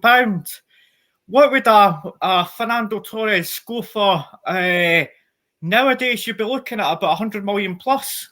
It's just ridiculous. Even up in the Scottish League, you're looking at very average players, and they're going for like £20 million. Yeah. You're right. You're right, Chris. But look, football is a transitional sport, so I think obviously back then there wasn't a lot of money in the game, so I think the players' probably value was about right. But now there's so much money in the game now. You're going to find that players that we don't evaluate to be really high are going to cost that kind of money. Clubs are now, understanding they know their worth now. They know a lot of the players now know their worth, and they know how much money most of these clubs have and how much money they can get from sponsorship and whatever. So, yeah, man, it's going to be crazy, bro. Like, we're looking at it now, but imagine in the next, say, 20 years' time, like probably 200-300 million will be probably the starting point. Who knows? But you are correct in that sense. And where does it stop? Where does all this financial ridiculousness stop in terms of the damage it's doing to football as a product? But that's as long as there's more money getting consistently pumped into the sport, the value for players are going to keep going up and going up. There's nothing I think we can kind of do about it. Obviously, financial fair play was put in place to make sure everyone can kind of compete on a fair playing field. But we already know how that is set up. That's FFP is what you'd say very choosy on who they decide to pick on, shall we say. If you're a big club with loads of finances and good lawyers, they don't seem to bother about you. But if you're a struggling club, they're on your back. Yeah, it's because obviously a lot of these clubs find loopholes, don't they? You know, Chelsea found one this season. That's how they're able to buy half the players that they did. And I'm sure there's plenty more. So it just is what it is, man. They do pick and choose what clubs they go after. And then I think the sanctions for the clubs that do break the rules are not harsh enough. And I think that's why a lot of teams are like, well, if that's the kind of, you know, the highest point where we can do, we're going to get banned for one transfer window, maybe get fined a couple of 100,000. But at the end of the day, we still get the player in. They're going to go and get the player in whatever way they possibly can. So, yeah, man, I think we need to kind of deduct points. And I think the sanctions need to be a lot more harsher. And then we'll see a change. But it's not going to be with all this money in the game. Gavi at Anfield. He's up for free in the summer. Mm. So you probably see this. If Liverpool break the financial fair play, we'll probably be the one they make make the scapegoat. Watch. Oh yeah, you know it. You know, referees and linesmen are allowed to elbow us and headbutt us, and we're to blame. So, have you just had a look at the net value of the net worth of owners in the Premier League compared to our owners to like the Chelsea's consortium, Manchester City, Newcastle? I think we're 12th. We're way down low, eh? Yeah. I think we're 12th in that market. But Chris, I'm going to have to let you go, man, to get other people on. Chris, there's quite a list. Thank you very much. Thank you. Great Big point, up, Chris. See you again soon, man. Big up to yourself, Chris. Big up to yourself. Big up, Sister Roz, with a super chat. FSG has disrespected the fans the most. They are cheap liars who can't compete in this league. Klopp and players get paid to put but the fans pay to get. Yes. Big up, Sister Roz. Facts. Right, it's the one and only Sabiri. Big up, Sabiri. Yo, big up, man. I was at work. Pretty much disfusing a bunch of wires there, man. I got it to a good point, so I'm like, yo, let me sit down, take a break. Saw you, man, live calling show. I'm like, great, I gotta call in. No agenda today. I just want to drop some facts, and if there's any that you disagree with, Jamie, I'd love to know. Obviously, we have different opinions as fans. I'm not on social, so I'm not really affected by every little clickbait stuff they put out or every false narrative. So standing and looking at the club and looking at the owner that we have, looking at the manager that we have, and the players that we have, look, it's fine to look left and right at other clubs and be like, yo, they doing this, they doing that. You know, if we need to compete with them, we have to do what they're doing. I don't think that's the right move. It's never have been the right move. If you look at the owners that we have, there's no evidence to say they won't spend, and there's no evidence to say they're cheap. But there is evidence to say they're great businessmen, and that's full stop period with the owners. If you move from the owners to the manager, we can say, okay, he's tried a system that we can say work, but it doesn't work as well as we would like to give him credit for. Because we're giving him credit to say, oh, when it works great. It never really worked great. It worked in one-off moments. It worked in moments where we're coming second with 99 points. 99 points and coming second isn't a testament to say how good it worked. It's a testament to say it's good, but in moments it's not good enough because there's other systems that's better than that. We can't then make excuses for why 99 points can't win us the league. We can't make excuses to go into 4 finals and only winning 1. If you're going to 4 finals and you win in 2, I'll be like, you know what? Maybe there's an issue we need to fix. You go to 4 finals and you only win 1, and granted the 1 is against Spurs. That's more evidence to say, thank God it was Spurs than the formula is actually a winning formula. I'm just stating the fact and the numbers. So looking at Klopp, you know, when we're at the top, not this season, take the season out of it. I would allow anyone to write the season off. Looking at Klopp, I can see that his formula, as good as it is, and it's been the best we've seen at Liverpool, or I've been seeing at Liverpool, surely there's better than that, bro. Because if that's the best of Klopp, and the best of Klopp gets us second and runner-up a lot, that's that. Something needs to be changed there. I can't jump and make excuses from there to go, oh, it's the owners. To say it's the owners, it's more of you giving Klopp more of a leeway and an excuse to say, bro, I don't want to criticize you, even though you're the best we've seen thus far.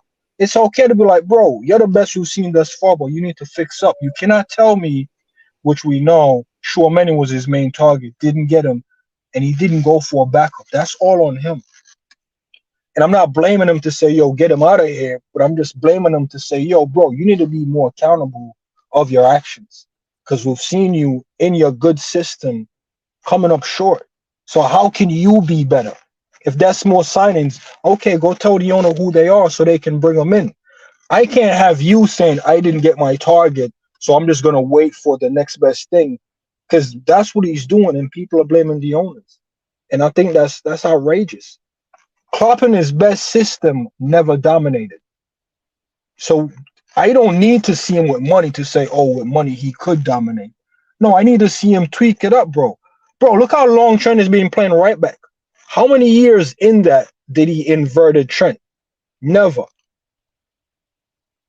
So that's not an owner thing. That's a Klopp thing. On to the players, bro.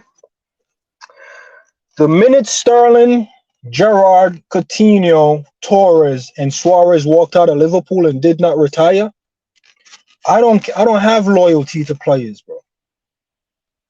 You give me 4 to 6 good years, I'm getting ready to move you on. Your Robos, your Salahs. There's no player in this squad besides the young new acquisition that you can look at and be like, better days are ahead. You can't say that with Fab. Can't say that with Hendo. Can't say that with Milner. You can't even say that with Robbo. Robbo probably would never put up another double-figure assist. Can't even score 5 goals. Salah, never gonna hit them numbers. Won't even break any more records beyond the records at Liverpool. So he's basically doing the Harry Kane thing. And there's a few others. I'm not gonna dig them out. I think they have enough time to prove something. So looking at all of that, bro, looking at the players in the squad, it's time to move some people on. I'm tired of people moving on for the free. And it's not allowing FSGs. It's like, bro, they're a young owner in football and they've gotten better and better and better. Whether it's credit to Klopp, whether it's credit to sacking Rodgers, whether it's credit to identify the perfect manager that they want to work with, bro, we as a fan base need to stop looking at what the neighbors are doing and figure out what we need to do. Because Chelsea bought a record amount of player for a record amount of money, and they're beneath us. A lot of people wanted Potter, and Potter with the best group of players couldn't sing a song or get a goal. Man. So we just really need to be careful what we're asking for and make sure we really identify the key problems. And I think Klopp has caught himself and is looking at that and go, man, there's really some issues here, and now I've known how to fix them. It's just a matter of how flexible he's going to make himself with his acquisition and strategy. And I'm telling you, Jamie, I'm not going to push any agenda, but if come next season your boy Klopp ain't fixing up his flexibility with acquisition and strategy, I might join Twitter. Come on. I might join Twitter, but if there's anything I said that you disagree with in there, I'd like to know what it is. I don't really disagree with anything you said, man. Because I think I just looked at it as fair as I possibly could. Like, I just analyzed it. Like, there's not really a lot of evidence to really point at anything. And the next thing I'll implore the fan base to do, I know it's probably difficult because y'all on these spaces, stop overreacting off every headlines, man, because if it didn't come from Klopp or the owners or the club as an entity, that's hearsay, man. That's really hearsay. So allow the hearsay. I'll probably get under your feathers, but allow the hearsay. I'll give you a hearsay right now. I think Liverpool should be in for Billing, Rice, Mount, and Kamada. Yeah, I agree. Kamada is a baller still. So I've given you a foreign baller and 3 homegrown. I'm just saying it's a loose agenda, but hey. He said no agenda, but I appreciate it, bro. Yo, let me get back to work, man. I'll tune in, Jamie. This is nice. I like how you keeping it flowing, man. And shout out to everyone in the chat. Smash the like and be blessed. Bless up, big up, my man. Big up, my man. Thank you very much. Right, that's a beery there. There we got, I think, Guys, go and subscribe to Ensman's channel there, guys. There's a link right there. Please go and subscribe to it. If you're not Appreciate it. subscribed to it already. You know, he's working his butt off as well on his channel. Let's get into 1K as quick as we can. So go and subscribe, man. Go and subscribe. All right, let's get K Mac on the channel. Big up K Mac, how you doing, man? Well, that's quite a hard act to follow there. Yeah, it's Sabiri, man. It's Sabiri. Yeah. I should always put Sabiri in the main event and just leave him be. So, you know. Well, that's why I wrote he needs an hour. I think it's a brilliant show, by the way, and good to see you again. I think something that people have missed is Klopp was going to leave. He re-signed a new contract. Yeah. You know, and it looks like there was no preparation for what was going to continue. And it kind of ties in with the whole fact that, well, we rushed with to sign a load of forwards, and we rushed to sign it to look at all the midfielders. And, you know, maybe he was going, maybe he checked out, you know, maybe there wasn't a plan B, there wasn't a new rebuild, you know. It looks like his wife was the one that kind of got him to stay. And look where we're at. We're an absolute mess. Like, you know, the inside of the club is rotten because none of the management inside the club are being listened to. So they're leaving and we haven't got any replacements.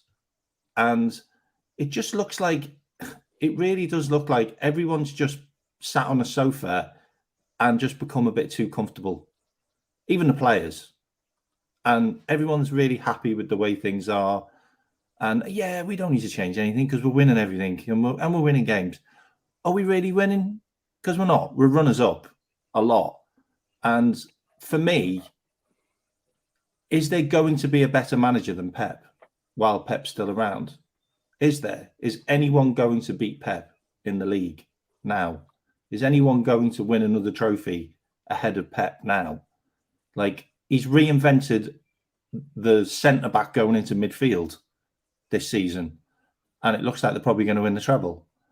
And for me, I also felt that FSG kind of give up because they knew they couldn't compete with those kind of clubs. And I think that's where the whole European Super League came in, because they're like, well, we might as well just get out the Premier League because Man City are just going to buy it. You know, if they need 2 left backs, they'll just spend 100 million. You know, they'll just fork out 1 billion on transfers in the last 10 years or something. You know, and they can't compete.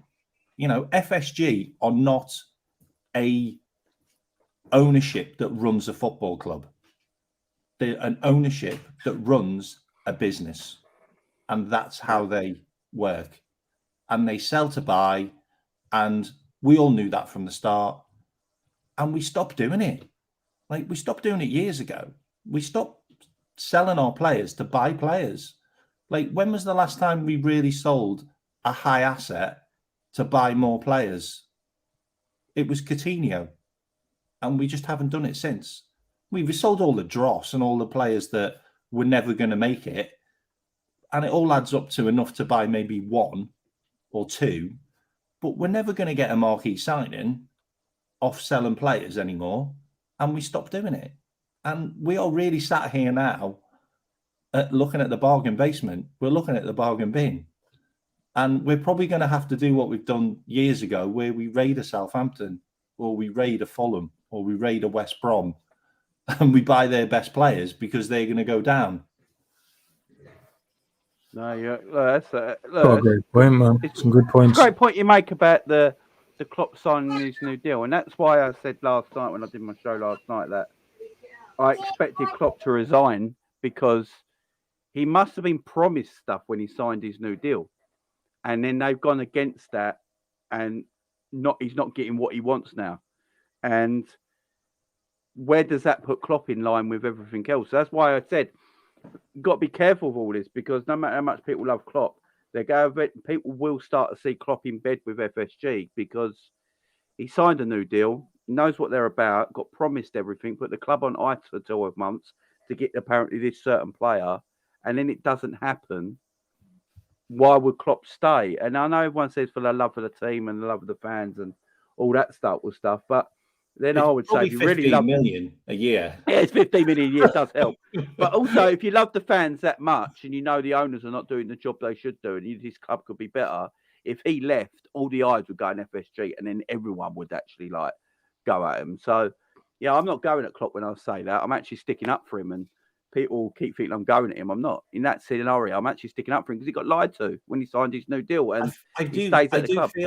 I do feel like if it did change, FSG will back the new man, and we all have to remember as well. They would have to be fair.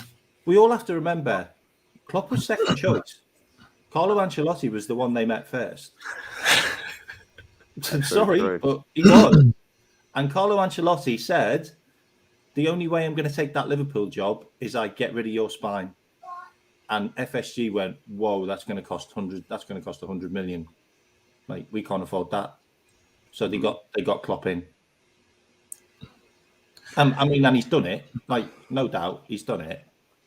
But the question is to all the fans, are we going to get a better manager that can beat Pep? Because that is what we need to do. You know, we can finish second or third and runners up, but are we going to get a manager that can beat Pep? And I just don't think we are. I don't think there's one out there. He's that good, and I hate it. Yeah, look, he's a brilliant manager, and obviously he's backed by his club when he needs players. So they both go hand in hand. But he hasn't spent that much. And the way they're doing things now with their youth team, I mean, they're selling their youth team players for like 20, 30 million. I mean, that's insane. I mean, they're making the money back now. I know they broke loads of rules, but they are literally making a fortune off their kids that they get in. They do everything so well. I hate it so much. We'll see what happens anyway, bro. They're still under that investigation. Who knows? They might just get a slap on the wrist like they did before. But would you want those trophies? Would you want those trophies if they did give us them? Like, it would be like, I'll take him. You take him. Okay. Take him. Yeah, Me too.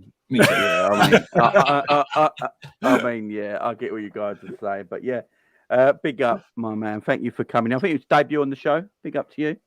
Yeah. Appreciate it. And yeah, we do this every Wednesday, calling show. So if you want to tune in Wednesday nights, come and call in. You're more than welcome, my friend. 100%. Thank you very much for coming in, and I agree with everything you said. Big up to you, my man.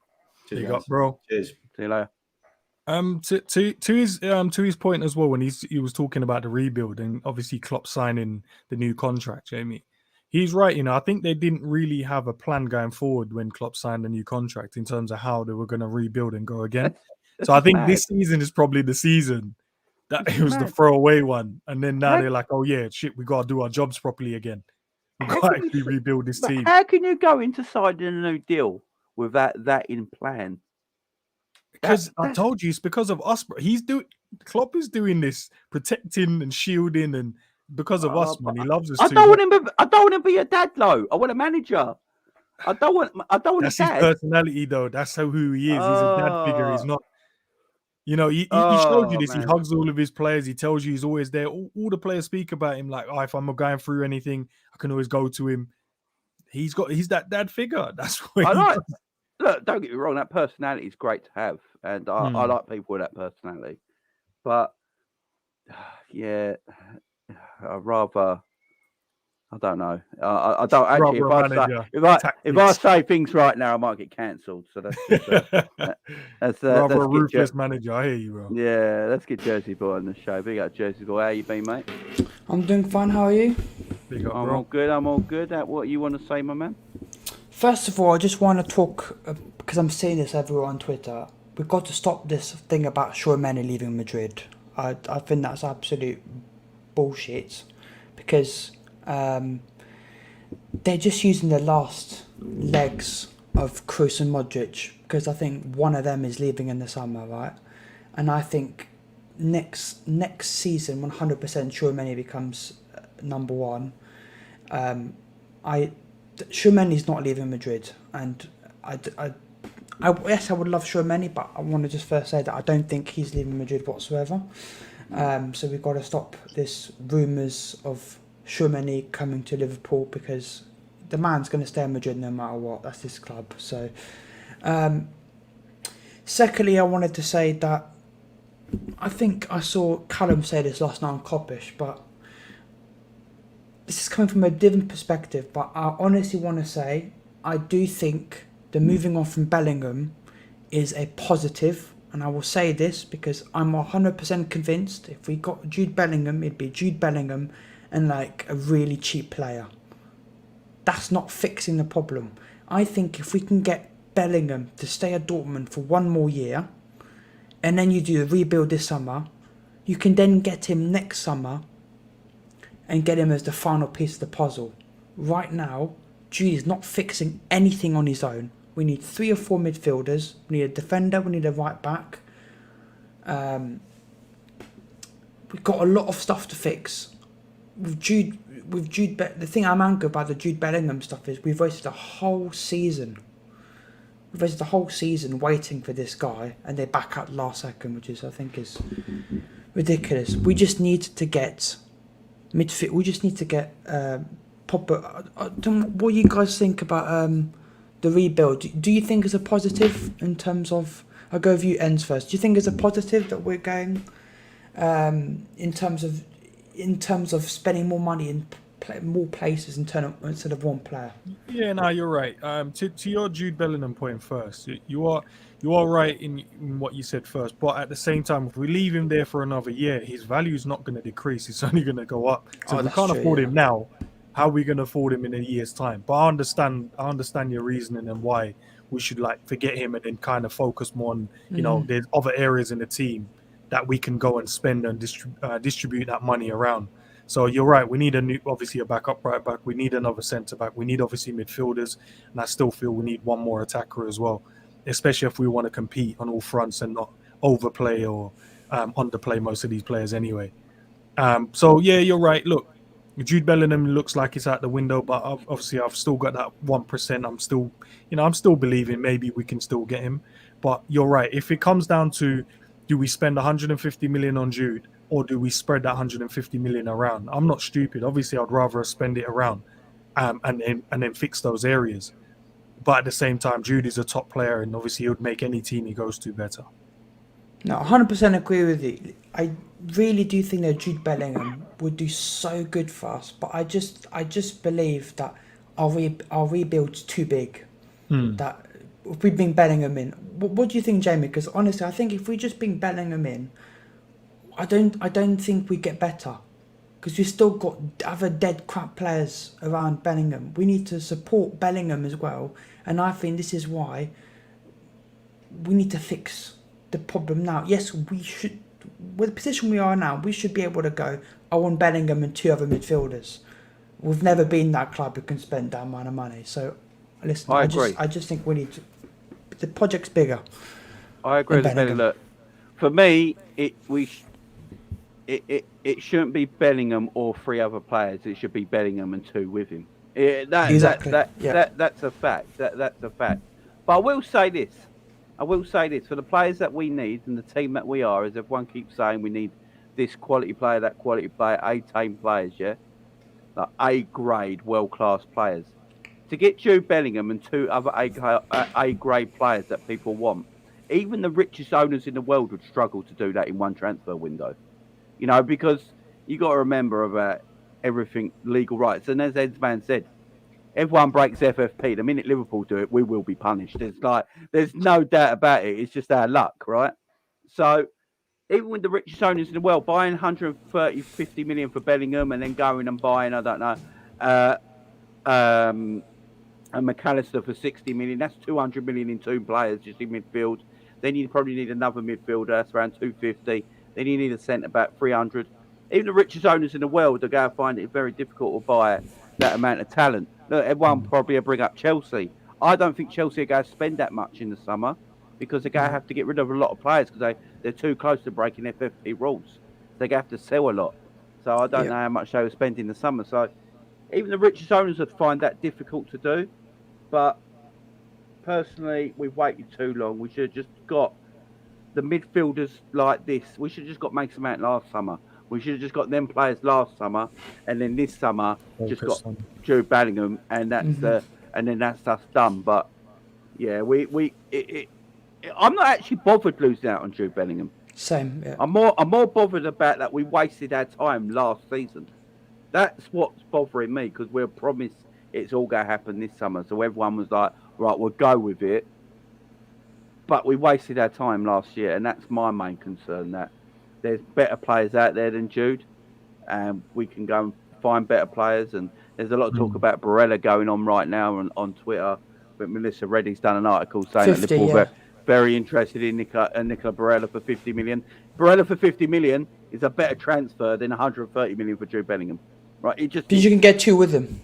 Exactly. So I wouldn't be bothered by that. But it's not going to happen. Mason Mount's going to be the first transfer of the summer, and the world's going to go bad. Apparently, Mason Mount is very up for joining Liverpool.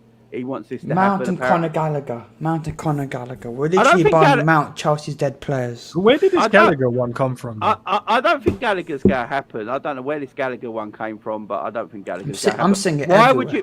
Why would you buy Gallagher when you have Harvey Elliott? Exactly, I don't know. Makes no sense. So yeah, I wouldn't worry about the Gallagher thing. Unless he's thinking of making Elliott the backup to Salah.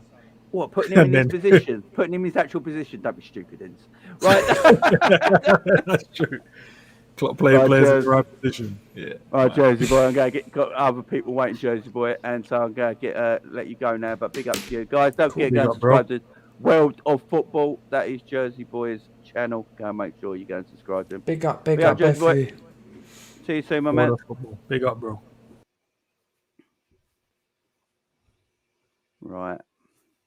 It's got some good points there still. Yeah, it's got some good points. I think majority would rather the 3 instead of Bellingham, but obviously it's fresh in the mind now, so everyone's kind of upset about it. So we'll see. Yeah, I'm with you on that 3. Big up, Mitchell, bro. How you doing? What's going on, people? Big up, bro. How you doing, man? How you doing? Good. How you guys feeling? Yeah, well, you know, I'm all right. I'm actually all right. I had a nice sleep. Got over the night, and talking to you guys, making it feel a little bit better. To be fair. Well, I don't know if you're going to feel better after what. Now I'm joking. All right, so I just made a few points. I think I'm going to start off with, okay, so you know, like when you go into a supermarket, and you look at the produce and it's been put out on display, and usually what you find is behind the present date of food, you always get behind it. You'll find the next date, obviously the being the later date, should I say, right? And obviously you know the reasons why, because once the ones in the front expire, you've got to replace the expiry ones with new ones, right? Yeah. And where I feel Klopp and FSG have gone seriously wrong is that they have set us back like really, really badly. And my whole thing is, the reason why I say that is because it's like you have a chance. There's a window, right, that you have, and you can make a mistake, but then sometimes you can actually fix it if you act on it quickly, right? The problem is that this is bad, and I don't think people really know how bad it is. I know I sometimes might come across as a Debbie Downer, or whatever you want to call it. I'm actually a positive guy, but I'm a realist. And the reason being because in 2 years' time, I don't know if you guys could do that, because I don't know I know they're around 28, 29, probably. When you look at Van Dijk, Thiago, Robertson, Henderson, Alisson, Matip, Salah, Oxlade, Keita, in 2 years' time, I don't know if you guys can give me but their birthdays, or how old they would be. Van Dijk, Thiago, Robertson, Henderson, Alisson, Matip. Thiago will be 34. Virgil, what is he, 30 now? 31, so he'll be about 30. So Virgil will be 32 in July. Right. In 2 years' time, Alisson. Thiago's already 32 now, so in 2 years he'll be 34. Ali will be 31 in October, which I'm all right. He's a goalkeeper. I mean, that's Okay, yeah. Robbo. Yeah, Robbo. Well, what I've heard about Matip, I think Robert's leaving. I think Matip's leaving. Sorry, so Okay. I don't think he will, but I'll tell you why. But anyway, go on. Robbo will be 30 next March. So Robbie 2 years in 2 years' time. He'll be 30 next year. He'll be 30 next year. No, but I'm saying in 2 years' time. He'll be 31. He'll be 31 in 2 years' time. Yeah. Yeah. So the reason why I say that, is because it's like a snowball effect. You see, we are dependent now on these players that really and truly should have had their backup player coming in, right? So now, not only do our best players, who likes of Van Dijk and Thiago, Robertson, Salah, they have to be replaced. So as they're getting older, the amount of money that they're gonna have to spend now, because everything's gone up. So now that's why I said the problem is bigger than what it is. People don't understand how deep this goes. This goes deeper because when you look at our youngsters, remember we had the likes of Woodburn, Reece Williams, Brewster. Like they were like players that for some reason, I don't know, everyone thought they were going to be the new sensation. I feel like our youth academy is so poor.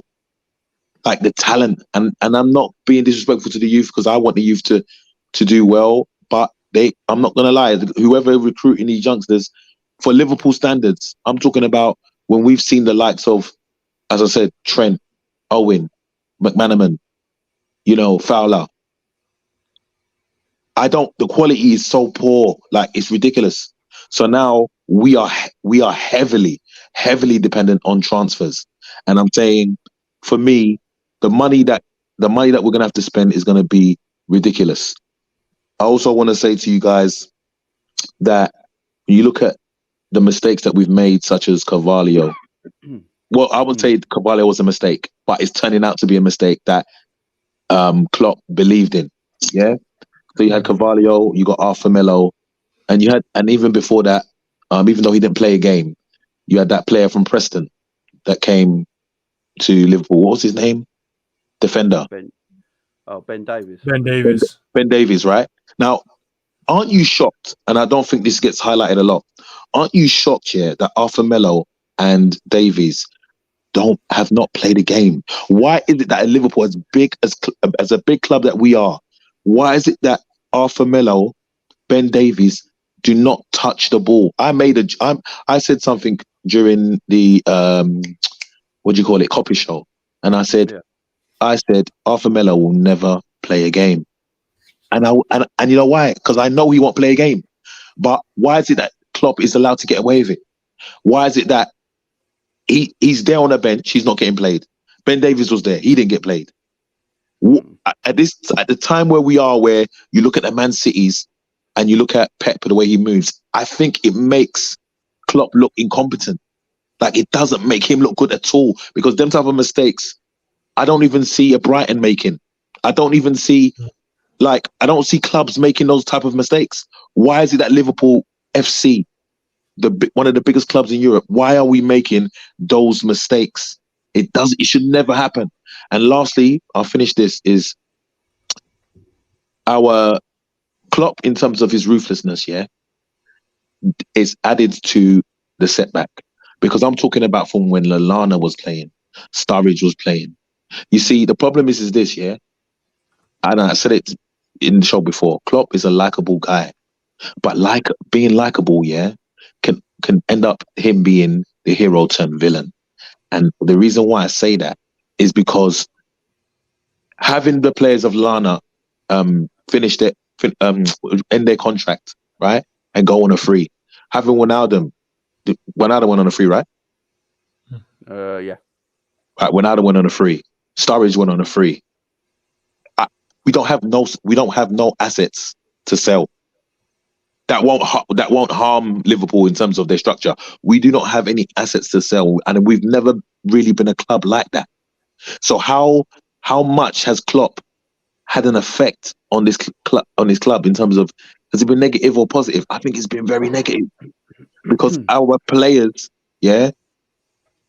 like we don't we don't have no one. We don't have no one to sell. We've only got. What do we have? It like when you look at the squad and you see it as a whole, it doesn't look good. So I've come to the conclusion that, you know what, next year I'm not even gonna like get excited, and even the year after that I'm not gonna get excited. I've said we're in trouble. This is gonna be bad, and whether even though Klopp says in the interview, yeah, I'm irresponsible for this rubbish, I personally feel that he's only saying that to protect the owners. Why is it? Because he's likable. If Klopp says it, it feels better. Oh, if Klopp said it, it's like, oh, you're a stand-up guy. You know, Klopp, you're going to take all the arrows that's pointed to FSG. You're going to stand there and take them all because you're a stand-up guy. We love you, Klopp. But Klopp, for me, you're just as bad as FSG. Because if you love this club, yeah, you wouldn't have allowed it to fall down this low. You know, it's gonna be hard. You got Man City, Manchester United, Newcastle, Chelsea, all with money. I'm not saying money is the answer, but right now, we need it badly. So that's what I want to say. Big up to you, Big up, bro, man. But yeah, my guys, much appreciated, man. Much appreciated. Always, my friend. Always brilliant comments there that I absolutely agree with. Yeah, Big yeah. up to you, my man. All Big right, up my to guy. you. Have a good evening, man. Next week. Yeah. See you, my man. See. Bye. No, look, he makes a lot of good comments there. Makes a lot of good comments. Right, we got two more we're going to bring on. So what we're going to do, we're going to bring on the last two on together, so they can have them. So we're going to bring Kwasi and Gangan Deep together, and this will be our last call-ins, guys. So no more after these two, because we're going to be finishing up in the next 10 minutes. So, guys, how are you? How are you? We're good, man. Big Yeah, up, good, man. man. Yeah, thanks for having me. All right, man. All right. What one do you want to go for? Let's go Kwasi first. You go for it, man. Who, me? Yeah, Kwasi. go Go first. You go first. Jamie, real quick. Remember the first time I came on your show, I said I was very frustrated on how we do business. We always push it forward, right? You did, yeah. And then Zuberi asked me a question, one that I still haven't answered yet. He said, if I'm the owner and have a choice between Edwards or Klopp, who do I pick? And the reason why I'm saying these two is because both of you guys said Klopp got lied to. He didn't get lied to. Klopp got exactly what he wanted. He wanted to be in charge. That's why he signed a new contract. He has become in charge, and he doesn't know what he's doing. Yes, a lot of people say, well, we got a director of recruitment quit. Everybody who have quit after Edwards is because of whom? That's what we need to ask, right? The owners, can we all agree that the owners don't know anything about football? Yeah, we can all agree with that, yeah. Okay, so if we do agree, plus the people in the chat, I know you guys also agree, that they hired 3 people who knew something about football. That was the CEO. Is it Michael Gordon? Yeah, Mike Gordon. Yep. And then they had they promoted Edwards when they fired Komoli, right? The last piece of the puzzle was Klopp. That was the triangle that created the Liverpool dominance. So that model, the FSG model, that's that triangle. Gordon was the one who kept the peace between Klopp and Edwards. When Klopp started winning, FSG started listening to him more than Edwards. The reason why we are not selling anymore because Klopp told them, if they don't want to leave, do not bring it up. And that is why we are struggling today. He signed a new contract because he wanted to be in charge. He got frustrated in that January. It wasn't because of FSG. It was because Edward did not get him the player he wanted. But then the summer before, the year before, they wanted to sell Lovren so that they get somebody in. He said no. He kept Lovren. And then the year after, he said, I'm going to make Firmino the 4th choice. And then all that injury started. And then he gets upset in the January. Now, I believe that the owners are also frustrated at him because they said, we're going to trust you over Edwards. And then look at all the mess that we are in because Klopp is in charge. Klopp became the CEO when Mike Gordon stepped down. And then they brought him back. That should tell everybody that something is wrong at the club. I don't care about the Jude thing. That Jude thing, it was It would have put too much pressure on that young kid. What we needed was a squad. Build a squad and then bring Jude or somebody like him. I mean, you bang on. Gangady, what do you reckon, man? What are you saying? I pretty much agree with everything Quasi said. One thing I will say though is in the January where we wanted a centre back, obviously Konate was the guy he wanted, but he obviously couldn't get him at the time because of something to do with him being what was it? Something to do with him being still kind of being involved with Leipzig's plans because and plus we were playing him in the Champions League as well. Yeah. That caused a bit of a difficulty.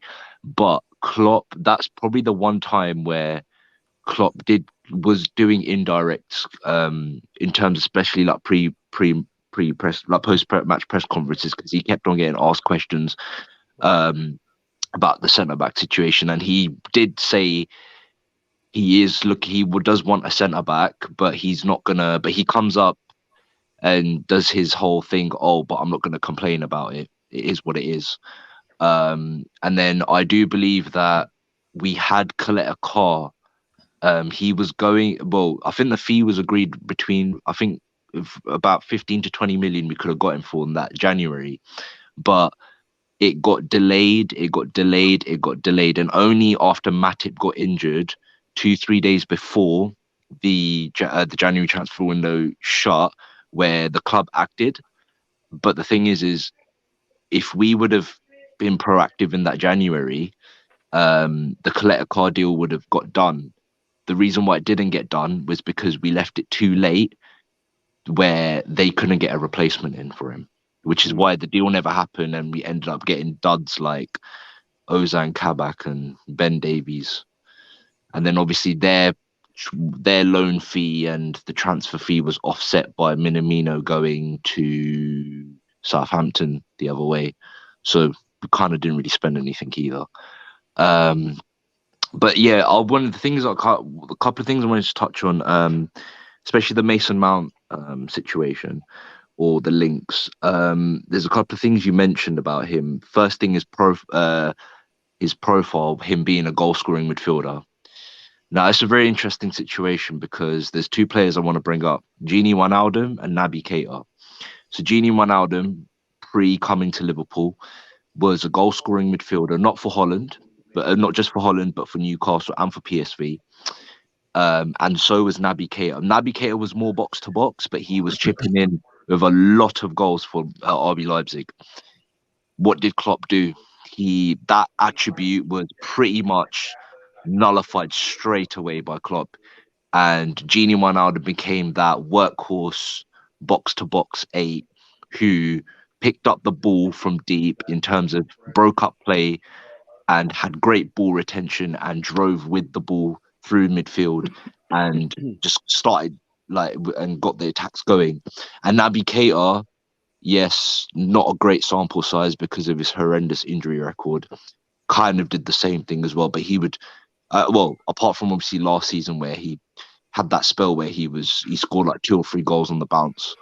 But yeah, so in terms of having a profile like Mason Mount and using that goal scoring ability as an attribute, I think we can pretty much say that as a null and void attribute based on how the midfield has been under Klopp the last few years. Since we were on top. The other thing is you mentioned you likened him to Gini. You think he could play the Gini role. I kind of disagree with that in the sense that there's 2 attributes that Gini was absolutely magnificent at and didn't get enough credit, especially from our fan base, which I found absolutely ludicrous and ridiculous. His ball retention and his unbelievable press resistance. I don't think Mason Mount has those 2 attributes. What Mason Mount, I think, is very good at is obviously being that workhorse midfielder. What I would actually liken him to, I know it's a very simplistic example and everybody has used it. He's more like Jordan Henderson, but with a lot more technical ability, if that makes sense. So Yeah, I I see get you. him more as a Henderson type mold than a Genie type mold, because with a Genie type mold, they are very few and far between in world football at this moment in time. Hence why I don't think we've replaced him, even though there are players out there. But as you know, it's Kaiser Klopp's rules at Liverpool, innit? So yeah. It is. So guys, you all make great points. We're going to end it here today. But what I will say is that I don't think anyone at the football club comes out this shining bright at all. And that includes the manager, it includes the owners, it includes everyone at the football club, because for the last 12 months, us as the fans was sold a lie, let's face it. And Jurgen Klopp, who the club look at, the fans look at as the shining light of this football club, the face of the football club, you know, he not directly is blamed for this, because it is the owners, they're the money men.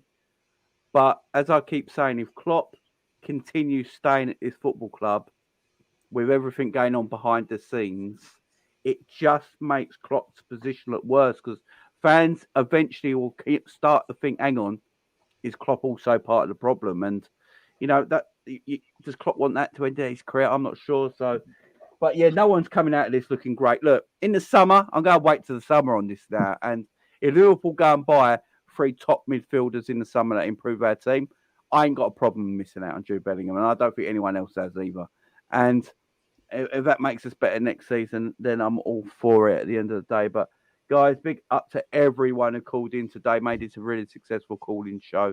If you guys if you guys prefer this kind of way of doing it, where we just get one on at a time and have a time limit and stuff like that, let me know in the comments below after the video. And yeah, we're going to keep going, man. We're going to keep going. Big up to everyone. Thank you all the new subscribers. Thank you very much. Appreciate Great job, it. man. Thank you, family. Big up. And don't forget to go and subscribe to my right-hand man there, Endsman TV, guys. The link Appreciate is in the it, chat. bro. Go and subscribe to his channel. Get him up to 1K. Guys, we're out of here. Enjoy the rest of your evening. Goodbye for now. Bye-bye. Bye-bye. Bye. Cheers. Thank you.